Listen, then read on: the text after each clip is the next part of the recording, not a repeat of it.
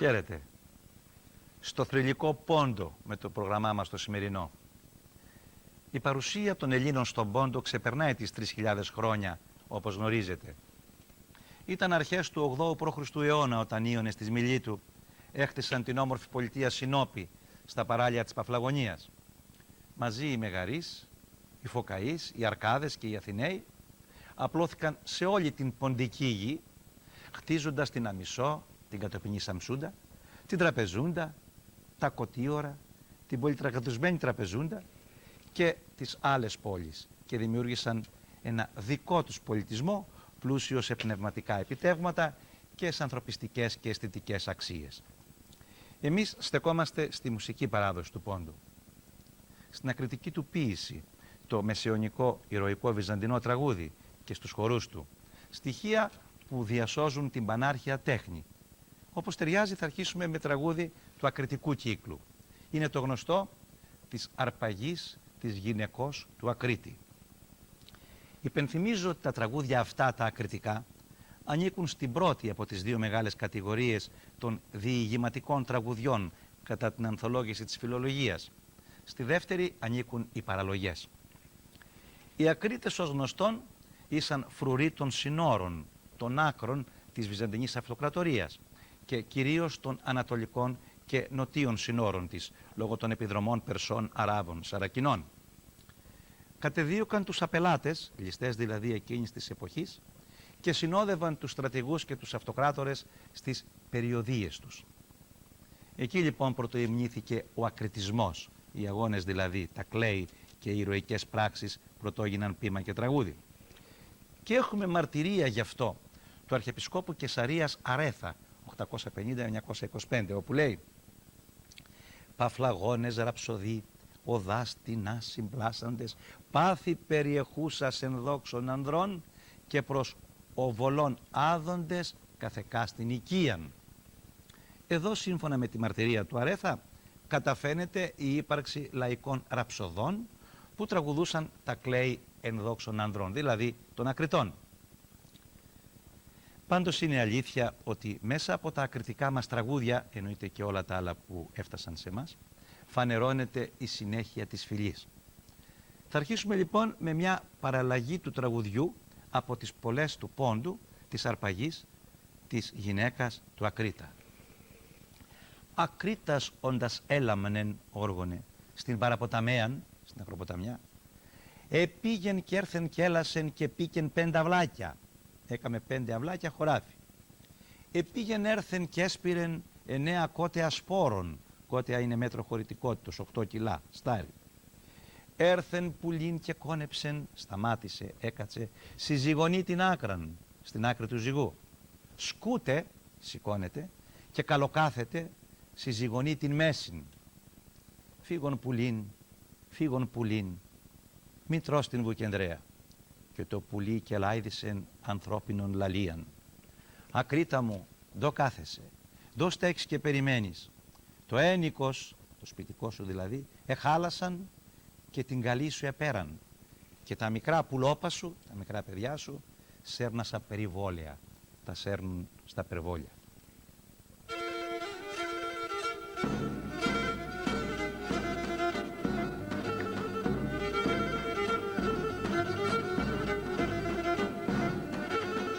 Ακριδάσοντες ελάμνεν, ακριδάσοντες ελάμνεν, συμπαραποτάμεαν και συμπαραποτάμεαν είναι.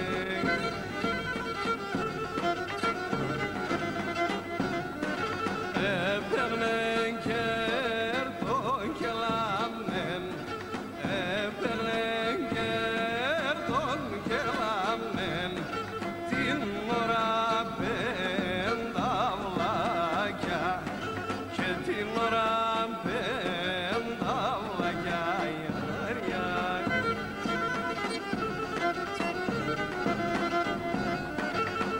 Έπαιρνεν κέρδον και σπέρνεν, έπαιρνεν κέρδον και σπέρνεν, δεν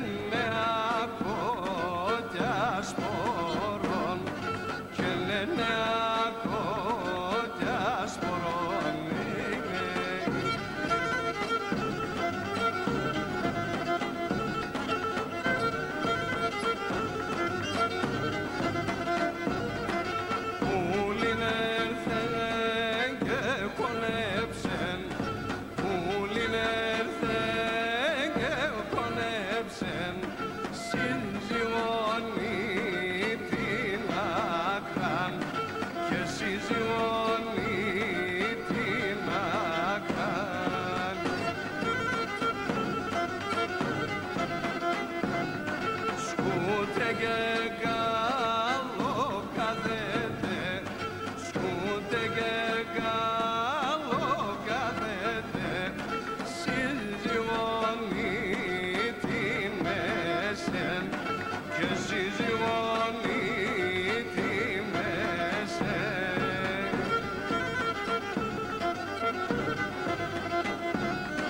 Ο πισπουλίν, ο πισπουλίν, ο πισπουλίν, ο πισπουλίν, μήτρος την Βουξενδρέαν και μήτρος την Βουξενδρέαν.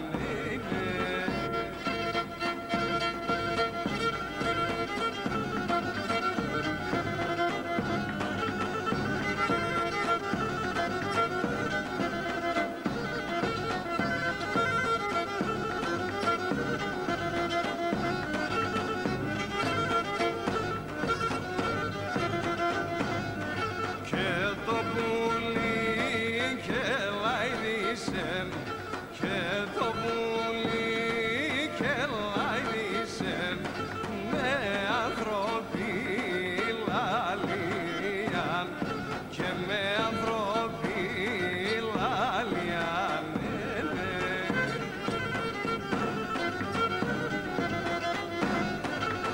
Ακριδάμψιν το κάθεσεν, ακριδάμψιν το κάθεσεν, το στέκεις και περμένεις, και το στέκεις και περμένεις.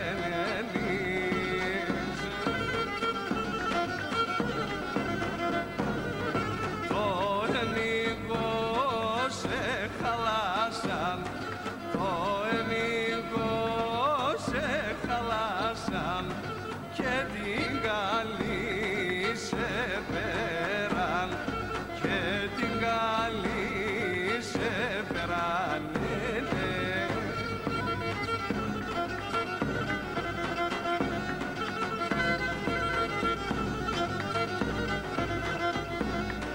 Το λογκαλίον τα λόγος, το λογκαλίον τα λόγος, στρώνε και καβαλκεύε, και στρώνε και καβαλκεύε.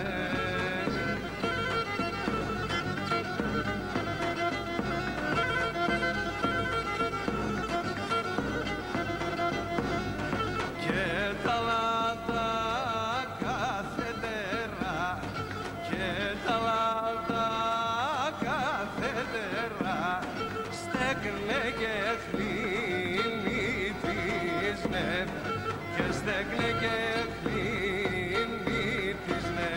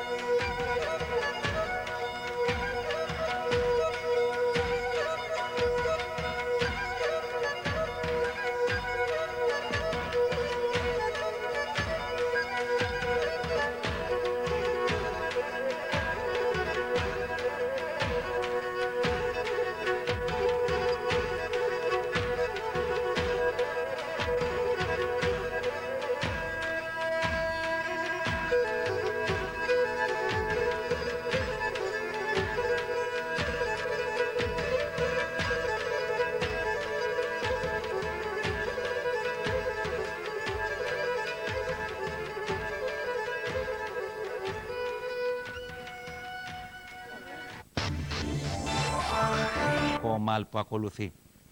Βεβαίως από σεβδά, αλλά η αρρώστια υπολογίζεται, είναι το αποτέλεσμα. Η σεβδάν εν αρρωστιά, να λύτε έναν σουμόνι που ζυγώνει, και η σεβδάν εν αρρωστιά, λαρομονήν κυπέρι. Αρρώστια δηλαδή που δεν παίρνει γιατριά. Η αρρώστια εδώ αναφέρεται από φόβο, και ποιος δεν τη φοβάται. Ας πούμε δύο λόγια και για αυτήν. Από τα παλιά χρόνια, όπως φαίνεται από τη θεογονία του Ησιώδου, προσωποποιούνταν οι αρρώστιες. Ο Ιπποκράτης λέει «Γυναίκα ρίγος έλαβε», και εμείς σήμερα λέμε τον τάδε τον έπιασε πυρετός, υπονοώντας ότι αυτός ο πυρετός, σαν άλλος ανταγωνιστής, προσπαθεί να καταβάλει τον ασθενή. Ο Αρτεμίδωρος πάλι, συγγραφέας του Δευτέρου μετά Χριστόν αιώνα, λέει στο ονειροκριτικό του ότι αυτός που ονειρεύτηκε ότι πάλευε με άγνωστο θα αρρωστήσει. Ο περγάρο παλαιστής βούλεται τον αντίπαλον διαθήνε, τούτο και η νόσος των γάμνοντα του τέστη τη γη δούνε. Να προσθέσουμε ότι στις προλήψεις των μεσαιωνικών αλλά και στις δοξασίες του σημερινού λαού, η ένσκυψη κάποιας λιμικής νόσου, πανόλης, χολέρας κλπ, αποδίδεται σε χτύπημα που δίνει η αρρώστια σε αυτόν που προσβάλλει. Την εποχή του Ιουστινιανού, ο Προκόπιος, περιγράφοντας κάποιο λοιμό, σημειώνει «Φάσματα δαιμόνων πολλής, εσπάσαν ανθρώπων ιδέαν όφθη, όσιτε αυτής προσπίπτει εν πέεστε όντο, υπό του εντυχόντος ανδρός» κλπ. Γι' αυτό και σήμερα την προσβολή της αρρώστιας την χαρακτηρίζουμε ως κρούσμα.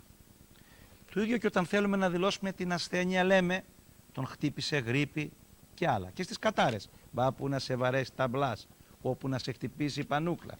Τώρα, όταν ήθελαν να πούνε πιο παλιά ότι κάποιος παραφρόνησε, χρησιμοποιούσαν το έλαβε ή έλαβε πληγή από δαιμόνιο. Υπενθυμίζουμε ότι η αρρώστια που προξενούσε αυτή την πληγή στα μετακλασικά χρόνια λεγόταν απόπληξης. Γι' αυτό και στην ιατρική γλώσσα οι λέξεις απόπληκτος και αποπληξία σημαίνουν την παράλυση που προξένησε η πληγή δηλαδή. Χτύπημα ακόμα θεωρείται και ο θάνατος. Χτύπημα που προκαλεί ο ψυχοπομπός άγγελος. Παραχρήμα δε πάταξεν αυτόν άγγελος Κυρίου και εξέψυξεν. Από αυτήν την αντίληψη λέγεται και σήμερα αυτός που πεθαίνει αγγελοκρουσμένος ή αγγελόκρουστος. Αυτά για τις αρρώστιες. Του τραγουδιού μας όμως η αρρώστια που ήταν και το θέμα μας είναι από αγάπη, οπότε έχει πολλές πιθανότητες γιατριάς. Ας παραπονείται ο λαϊκός ποιητής. Η σεβδά αρρώστια είναι λαρομονήν κι παίρνει, δεν παίρνει δηλαδή θεραπεία. Ναλή που βουρουλεύκεται, που ερωτεύεται πολύ δηλαδή, πάντα θα υποφέρει.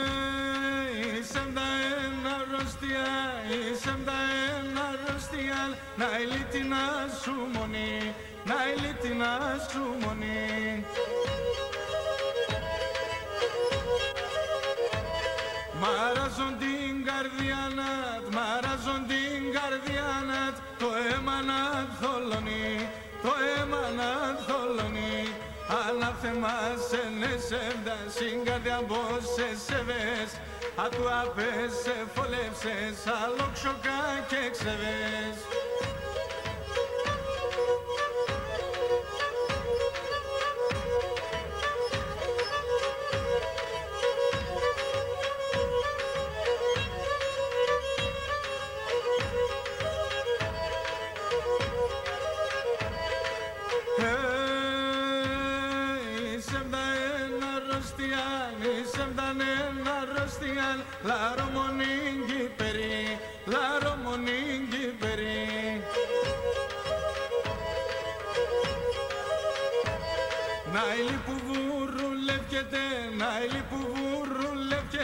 Πάντα θα υποφέρει, πάντα θα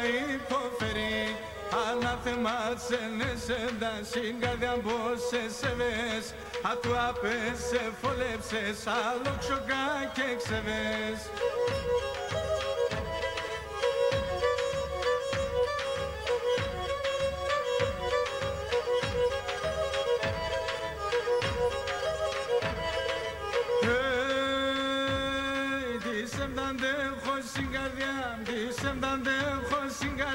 Και μπορώ να έβγαλω, και μπορώ να έβγαλω.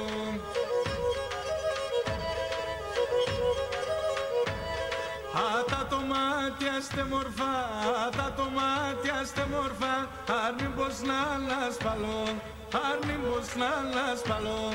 Αναθεμάσενεσαι τα συγκαρδιά μπόσες σεβές, α του απέσε φολέψες, άλλο ξοκά και ξεβές.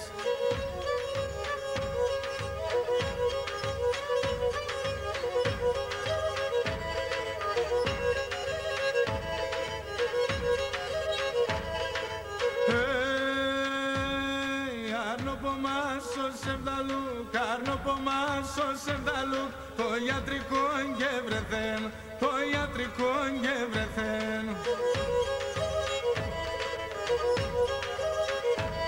Να έλει εκείνον που υποφέρ, να έλει εκείνον που υποφέρ, και ναι καρδό πονεθέν, και ναι καρδό πονεθέν. Αναθεμάσενεσαι τα συγκαρδιά μπόσες σεβές, α του απέσε φολέψες, άλλο ξοκά και ξεβές.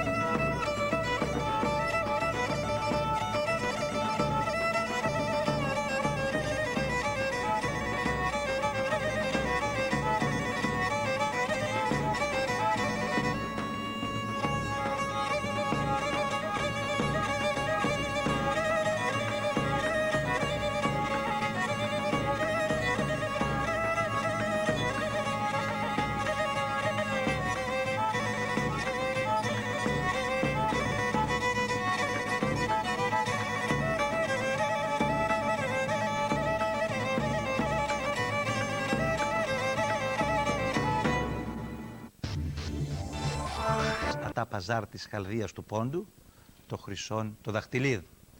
Τραγούδι ερωτικό σε ρυθμό χορού τικ, τρομαχτών το λένε εδώ. Έλα ασφορίζωσε το Χρυσόν το Δαχτυλίδ. Όπως γνωρίζετε, το δαχτυλίδι είναι δήλωση του Αραβώνα. Της βάνει και στο χέρι της διαμάντι δαχτυλίδι. Μορπούν τα δαχτυλίδια σου και τα χρυσά στολίδια σου. Ο Γιώργος μάνα μου τα φορεί από την άλλη Κυριακή. Διαμάντι δαχτυλίδι φορά στο χέρι σου και απάνω γράφει Πέτρα θα γίνω τέρι σου. Στίχοι δημοτικών τραγουδιών όπου συναντάμε το δαχτυλίδι. Η χρήση του δαχτυλιδιού ή των δαχτυλίων είχε προηγηθεί, πρέπει να πούμε, του χριστιανισμού. Και μερικοί συγγραφείς της αρχαιότητος τους καυτηρίαζαν.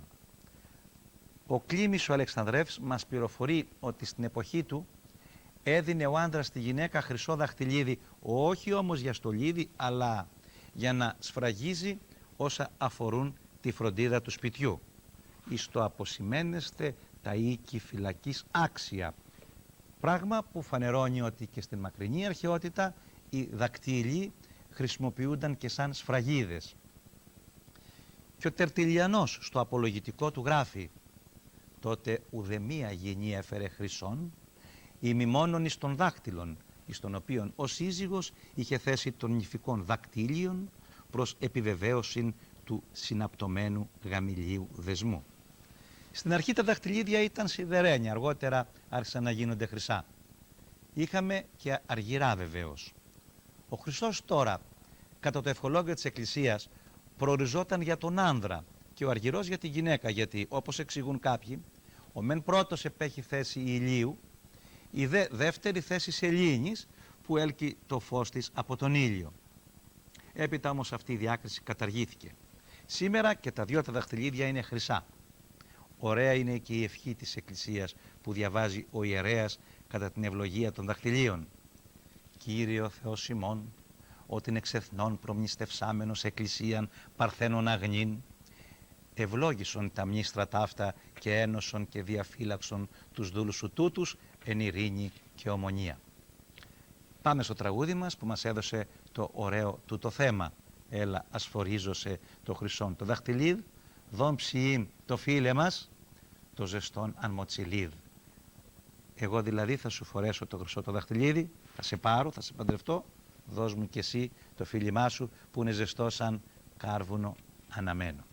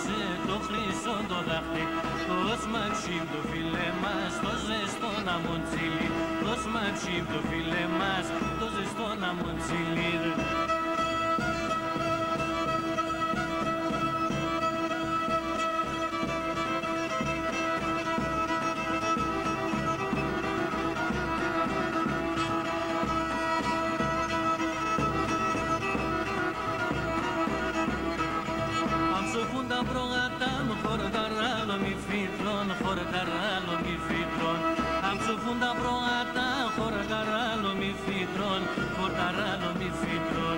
Κι άμα χάνω σε ένα αρνί, μη νύχτα να μη μερών, η νύχτα να μη μερών. Κι άμα χάνω σε ένα αρνί, μη νύχτα να μη μερών, η νύχτα να μη μερών. Έλα σφορίζω σε το χρυσό το δαχτυλί, έλα σφορίζω σε το χρυσό το δαχτυλί. Ως μαξίμ το φίλε μας, το ζεστό να μοντσιλίν. Ως μαξίμ το φίλε μας, το ζεστό να μοντσιλίν.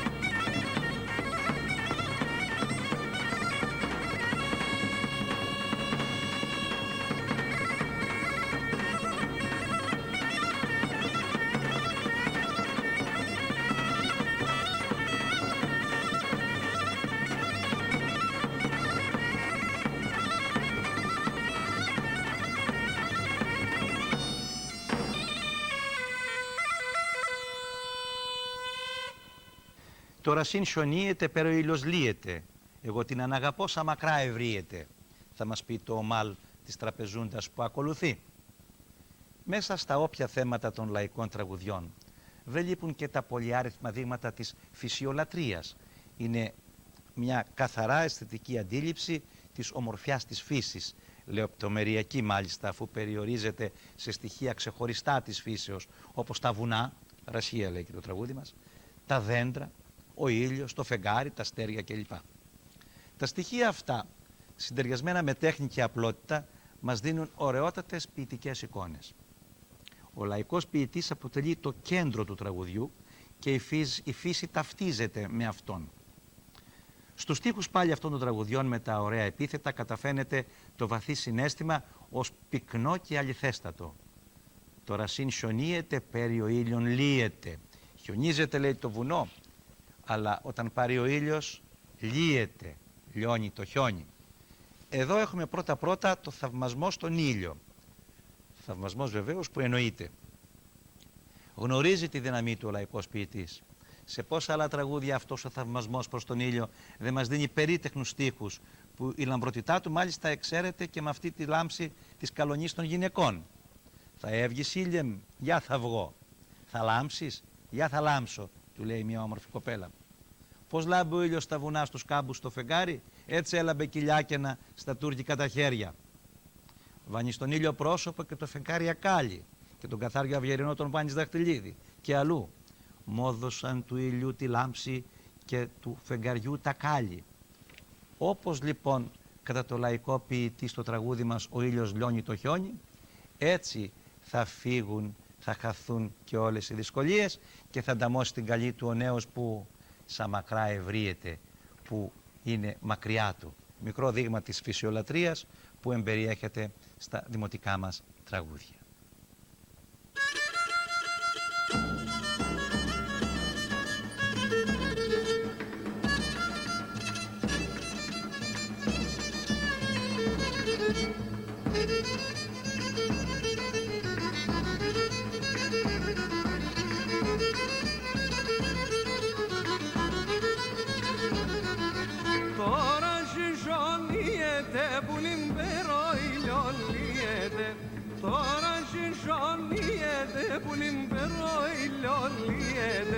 Εγώ την αγαπώ σαν μάτια νευριέται. Εγώ την αγαπώ που λείψα μάτια ευριέται.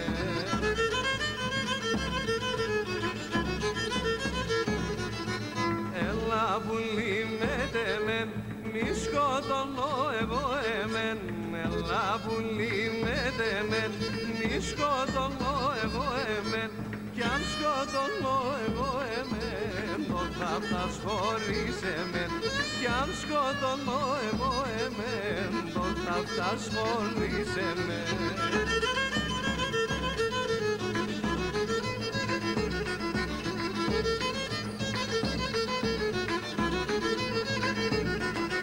Και έναν και μαλαχωνίσαι και την θα κάνεις. Έναν και μαλαχωνίσαι και την θα κάνεις. Σο δαξίμο μαρένεσαι, σο φιλέ μαντέλισαι. Αϊ σο δαξίμο μαρένεσαι, σο φιλέ μαντέλισαι.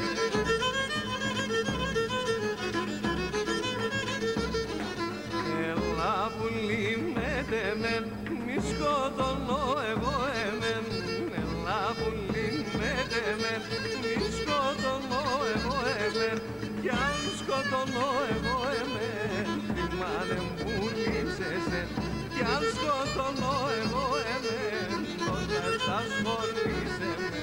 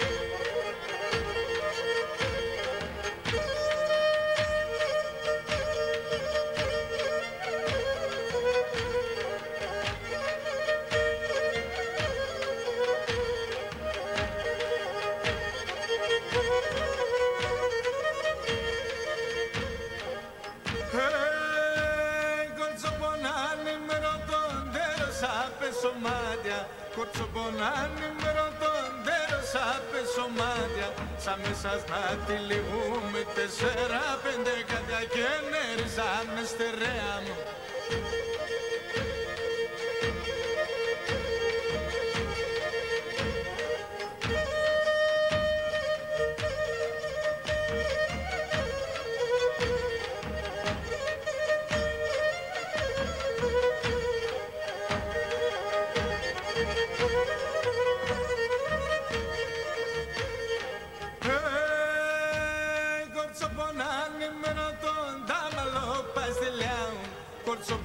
ανημερωτών τα μαλλοπαστελιάου στον πρόσωπο σκαρσιπέρτε το μάτια τχαμιλιάου και νεριζάνε στερέα μου.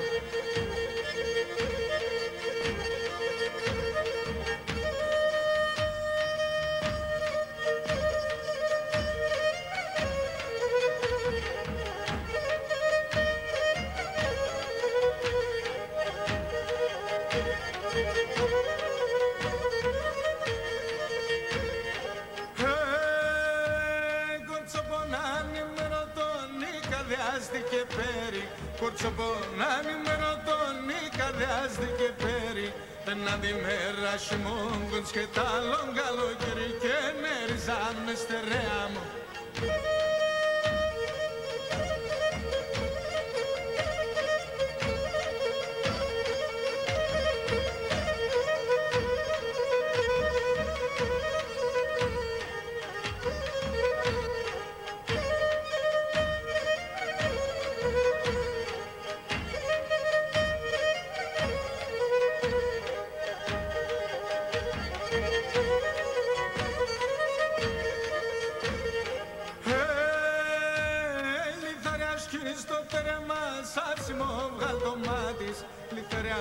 Στο τέρμα σάψιμο βγάλ το μάτις εμένα ναι θάνατος τα πίστον το είναι της και νεριζάνε στερέα μου.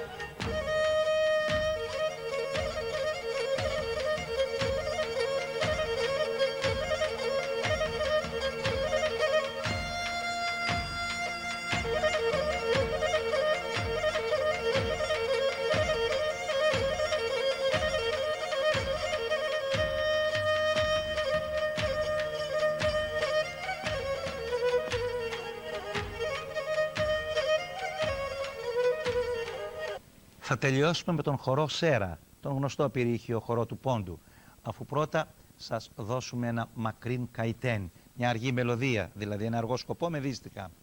Ντο εις καρδίαμ και πονείς, ντο εις και αναστενάζεις, από βαθέα και έσαι και εξ βούρλαν κι βγάζεις, δεν βγάζεις φλόγα. Για τον πυρήχιο πολεμικό χορό, τον Σέρα χορό των Ποντίων, έχουμε μαρτυρίες του Πλάτωνα και του Ξενοφόντα. Ο Ξενοφόντας τον παρομοιάζει με τον κορυβάντιο χορό που χόρευαν οι ιερείς της Κιβέλης στη Φρυγία. Το χορευτικό σύμπλεγμα κατά τον Πλάτωνα αριθμεί πολλούς χορευτές, ενώ σύμφωνα με τον Ξενοφόντα οι χορευτές είναι δύο και αντίπαλοι. Περιγράφοντας ο Ξενοφόντας το χορό σε κάποια τελετή στα Κωτίωρα, μας λέει ότι τον παρακολουθούσαν Έλληνες και πρέσβεις των Παφλαγώνων. Εκεί ο ένας χορευτής χτύπησε με το μαχαίρι του τον άλλο, όπως απαιτούσε εννοείται η εκτέλεση αυτού του χορού, και εκείνος έπεσε κάτω με κάποια τέχνη. Βλέποντας το θέαμα οι Παφλαγώνες τρόμαξαν, γιατί δεν ήξεραν ότι πρόκειται περί μιμικού χορού που αναπαρίστανε πολεμική σκηνή. Τότε κάποιος ονόματι Μισός, που παρακολουθούσε και αυτός τους χορευτές, για να ηρεμήσει τους τιμόμενους πρέσβεις Παφλαγώνες, έπεισε έναν αρκάδα που είχε κάποια χορεύτρια να τη βάλει στη σκηνή για να δείξει ότι ο πυρήχιος χορός είναι πανελλήνιος και δεν τον χόρευαν μόνο οι άνδρες αλλά και οι γυναίκες. Εδώ, όπως αντιλαμβάνεστε, η χορεύτρια χόρεψε τον πυρήχιο για ψυχαγωγία των θεατών. Η δε ορχήσα το πυρήχιν ελαφρώς, εντάφθα κρότος ειν πολλής. Έγινε ντόρος, όπως τα λέγαμε, γύρευε πώς τα χόρεψε η ορχιστρής. Και εδώ πρέπει να πούμε ότι η μέθοδος και η πορεία της πολεμικής τέχνης μέσα στους αιώνες είχε σαν αποτέλεσμα και τη διαφοροποίηση, όπως και την παραλλαγή αυτού του χορού. Σας ευχαριστούμε που μας παρακολουθήσατε. Χαίρετε.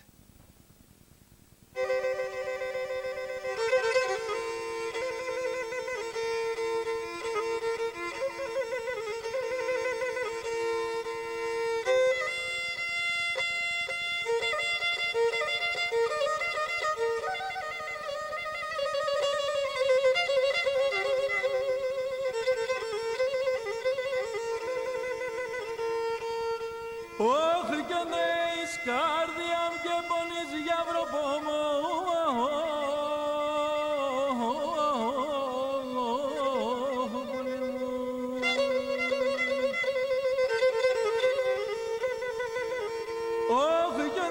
σκανάν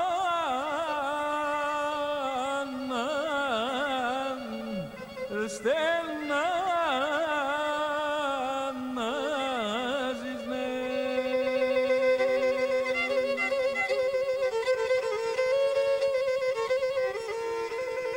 Ωχ, και να αποβαθέει και εσένα.